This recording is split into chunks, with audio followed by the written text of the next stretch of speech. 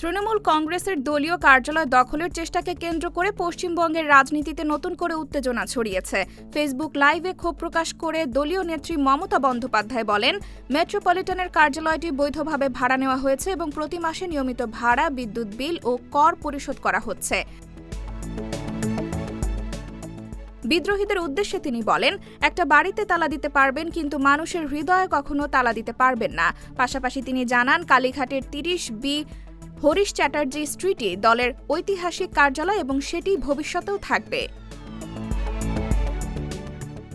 এর আগে বিদ্রোহী শিবিরের নেতারা মেট্রোপলিটনের কার্যালয়ে গিয়ে মূল ফটকে তালা ঝুলিয়ে নিজেদের অবস্থান জানান। এ ঘটনায় পাল্টা অভিযোগও দায়ের করা হয়েছে। কার্যালয়কে ঘিরে এই বিরোধ এবং নেতাদের পদত্যাগে তৃণমূলের অভ্যন্তরীণ সংকট আরও স্পষ্ট হয়ে উঠেছে।